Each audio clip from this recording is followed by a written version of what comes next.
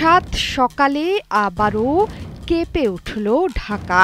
এবারের ভূকম্পনের মাত্রা 4.1। উৎপত্তিস্থল এবারও নরসিংদীতে। ভোর ৬টা ১৪ মিনিটে ঢাকা থেকে ৩৮ কিলোমিটার উত্তর পূর্বে নরসিংদীর শিবপুরে ভোরবেলার ভূমিকম্পে বেশিরভাগ মানুষই ঘুমিয়েছিলেন, আবার কেউ কেউ বুঝতে পেরে চমকে উঠেছেন। অনুভূত হয়েছে শক্ত ঝাঁকুনি। এর আগে গত ২৭ নভেম্বর বিকেলে ৪ মাত্রার ভূমিকম্পে কেঁপে ওঠে ঢাকা। সেই ভূকম্পনের উৎপত্তিস্থলও নরসিংদীর ঘোড়াশাল।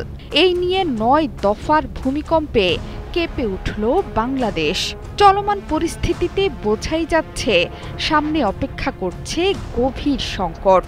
ঝুঁকিতে রাজধানীর লাখ লাখ মানুষ।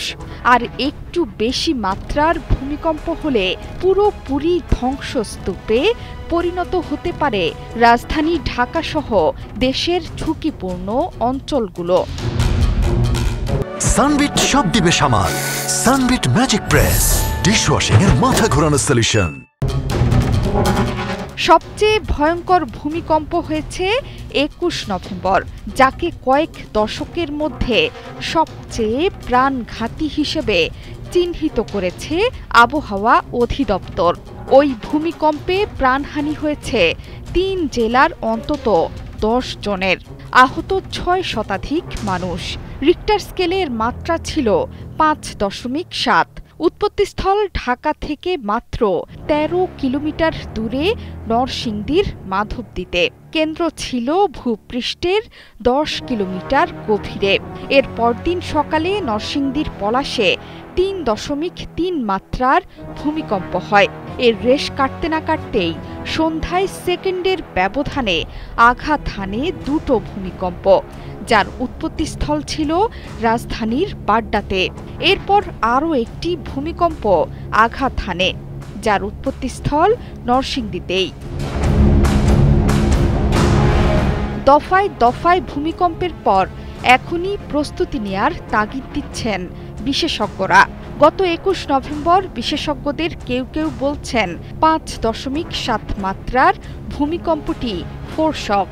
বড় ভূমিকম্পের আগে ছোট ছোট যে ভূমিকম্প হয় সেগুলোর একটি, অর্থাৎ বড় ভূমিকম্পের বিপদ বাংলাদেশের সামনে অপেক্ষমান। এই ঝুঁকি এখন বিপদজনক মাত্রায় পৌঁছেছে, আর সেটি হয়েছে জনসচেতনতা, সরকারি পরিকল্পনা এবং প্রস্তুতির অভাবে। যেই ভূমিকম্প আসছে সেটি প্রতিরোধ করা সম্ভব নয়, নেই কোনো বিপদ সংকেত।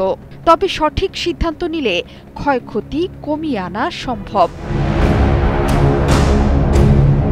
দফায় দফায় ভূমিকম্পের কারণ হিসেবে বিশেষজ্ঞরা বলছেন ভূগর্ভে ইন্ডিয়ান প্লেট এবং বার্মিজ প্লেটের অবস্থান পরিবর্তন।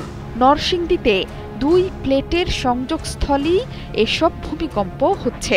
সংযোগস্থলের খুব সামান্য পরিমাণ খুলেছে বলেই এত ভূমিকম্প। এর মাধ্যমে স্পষ্ট সামনে বড় ভূমিকম্পের অপেক্ষায় ঢাকাসহ আশপাশের অঞ্চল। বর্তমানে ৮ থেকে ৯ মাত্রার ভূমিকম্পের ঝুঁকিতে ঢাকা। ৬.৯ মাত্রার কম্পন হলেই ঢাকার ৪০% ভবন ধসে পড়তে পারে। এতে ২ লাখের বেশি মানুষের মৃত্যু হতে পারে বলে জানিয়েছে রাজধানী উন্নয়ন কর্তৃপক্ষ। জোহরা চৌধুরী সেতু, ৭১।